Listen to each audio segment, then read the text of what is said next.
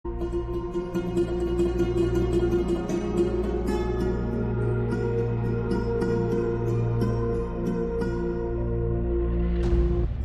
علیکم ورحمۃ اللہ وبرکاتہ۔ کیا آپ جانتے ہیں کہ جس وقت آپ یہ ویڈیو دیکھ رہے ہیں ہماری زمین سورج کے گرد 30 کلومیٹر فی سیکنڈ کی رفتار سے چکر لگا رہی ہے، جو سننے میں آپ کو حیران نہ کرے، مگر یہ جان کر آپ ضرور شوق ہو جائیں گے کہ یہ سپیڈ سب سے تیز رفتار بلٹ کی سپیڈ سے بھی 70% ٹائم زیادہ ہے، مگر آپ کو اور آپ کے آس پاس کی کسی بھی چیز کو ایک چھوٹا سا جھٹکا تک محسوس نہیں ہوتا۔ ہر ایک چیز اپنے جگہ پر رکا ہوا ہے، جبکہ ہونا تو یہ چاہیے تھا کہ اس رفتار پر ہر چیز اڑ کر خلا کے اندر کہیں فرق بھی کر جاتی۔ یہی نہیں، زمین اپنے خود کے محور کے گرد 465 میٹر فی پر سیکنڈ کی رفتار سے مسلسل گھوم رہی ہے، مگر آپ اس روٹیشن کو بھی محسوس نہیں کر پاتے۔ کیا آپ نے کبھی سوچا کہ کیوں؟ ایسا کیوں ہے؟ ایسی کون سی طاقت ہے جس نے اس نظام کو جگڑ کر سنبھالا ہوا ہے اور وہ نظر نہیں آتی، مگر اس کی موجودگی کو ہم محسوس کر سکتے ہیں؟ تو اس کا جواب ہے گریوٹی، جو ہر چیز کو زمین کے نیچے کی طرف سے اٹریکٹ کرتی ہے، اور اس کی وجہ سے سورج جیسا میسیو آبجیکٹ جس کے اندر ہر ایک سیارے، جس کے اندر زمین بھی شامل ہے، اسے اٹریکٹ کر کے اپنے مدار کے اندر رکھتا ہے۔ یہاں تک کہ سٹارز اور گلیکسی کا جنم بھی اسی گریویٹیشنل فورس کی وجہ سے ہوا، اور تقریباً ہر ایک گلیکسی کے اندر ایک سپر میسیو بلیک ہول موجود ہوتا ہے، جس کی گریویٹیشنل فورس کی وجہ سے پوری گلیکسی اس کے گرد گھومنے پر مجبور ہوتی ہے۔ جیسی ہماری ملکی وے گلیکسی کے سینٹر میں بھی سیگیٹیریس اے نام کا بلیک ہول موجود ہے، تو ہم یہ کہہ سکتے ہیں کہ یہ ایک ایسی نہ نظر آنے والی فورس ہے جس نے ہماری کائنات کو جنم دیا، اور اس فورس کے بغیر ہماری اس کائنات کا یہ سسٹم ایک لمحے کے لیے بھی ٹک نہیں پائے گا، کیونکہ اسی نے پوری کائنات کے نظام کو سنبھالا ہوا ہے۔ اگر آسان الفاظ کے اندر بیان کرنے کی کوشش کرو تو گریوٹی دو آبجیکٹس کے درمیان پائے جانے والا ایک فورس ہے، جس کی وجہ سے وہ ایک دوسرے کو اٹریکٹ کرتی ہے۔ جتنا بڑا آبجیکٹ ہوگا، اس کا ماس جتنا زیادہ ہوگا، اس کی گریویٹیشنل فورس بھی اتنی اسٹرانگ ہوگی، جیسے زمین کی گریویٹیشنل فورس چاند تک موجود ہے، اور وہی اس کے گرد ایک مدار میں چکر لگا رہا ہے۔ جبکہ ہمارے سورج کی گریویٹیشنل فورس سولر سسٹم کے تمام سیاروں تک ہے، جس میں زمین بھی شامل ہے، کیونکہ سورج ہماری زمین سے سائز کے اندر 13 لاکھ گنا بڑا ہے، اور پورے سولر سسٹم کا 99% میس ہمارے سورج کا ہی ہے۔ کیا آپ ایک لمحے کے لیے سوچ سکتے ہیں کہ کیا ہوگا اگر یہ گریویٹیشنل فورس اچانک سے کام کرنا بند کر دے؟ چلے اسے امیجن کرنے کی شروعات کرتے ہیں۔ ہماری زمین سے گریوٹی کے ختم ہونے کے بعد انسان زمین پر چل نہیں پائیں گے، بلکہ یہاں وہاں الٹے پھریں گے۔ ہمارا کھانا ہضم کرنے کا نظام کام کرنا بند کر دے گا، پودے نہیں اگ پائیں گے، زمین کا انوائرمنٹ اس کے گرد گھومے گا نہیں، جس سے بارش، موسم اور زمین کا حفاظتی نظام،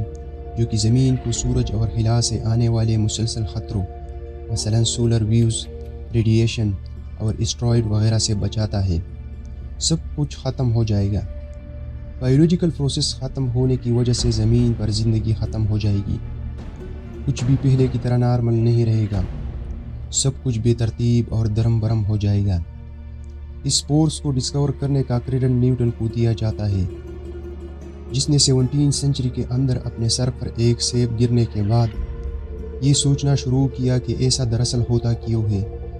اور یوں سائنس کی دنیا کے اندر اس کانسیپٹ کو پہلی بار سمجھا گیا۔ اس پر مزید ریسرچ کی گئی، مگر فیکٹ یہ ہے کہ نیوٹن سے 700 سال پہلے ایک مسلم سائنٹسٹ ابن الحسن نے اپنی کئی کتابوں میں اس فورس کا ذکر کیا، مگر گریوٹی کے نام سے نہیں۔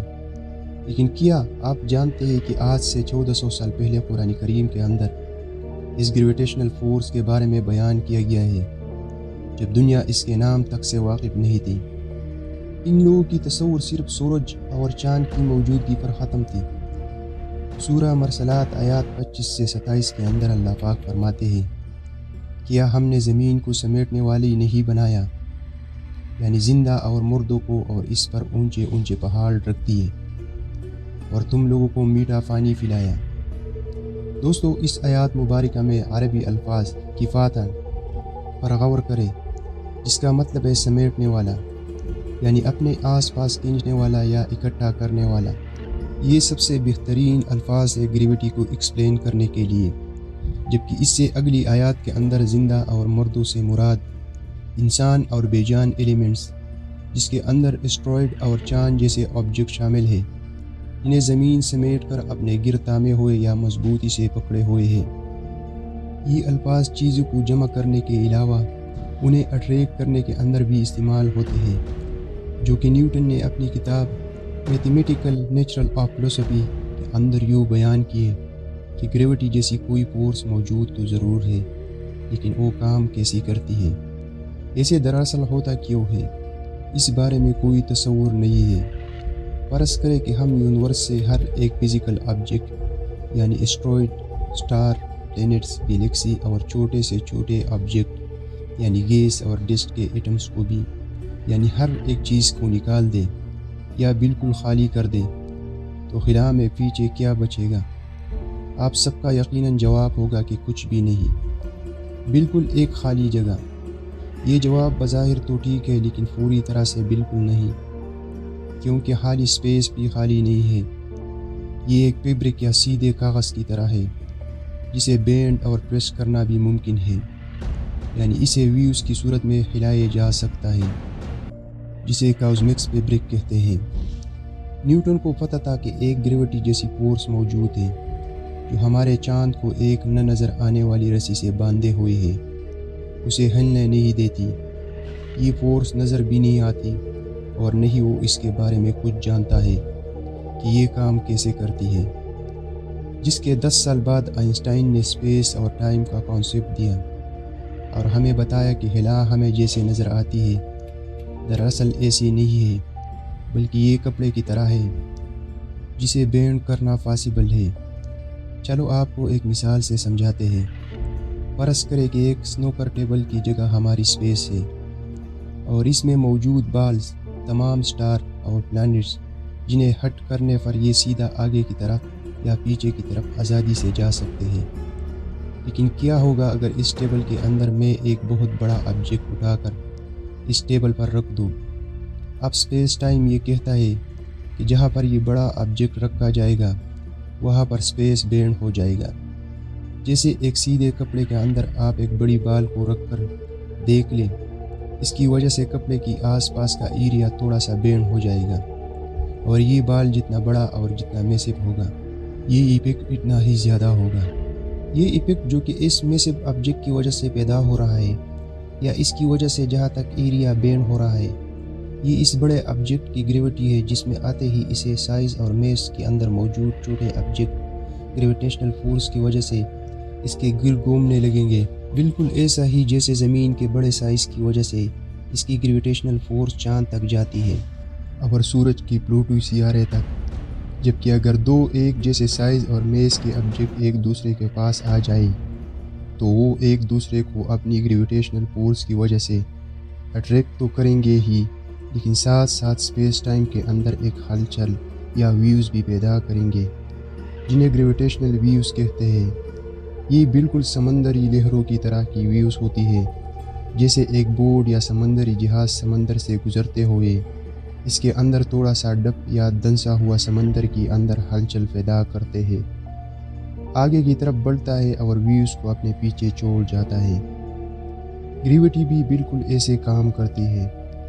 جب ہم سمندر کو ہماری اسپیس اور اس بور کو پلینٹس، سٹار، بلیک ہول یا گلیکسی مان لیں، جسے 2015 کے اندر سب سے پہلے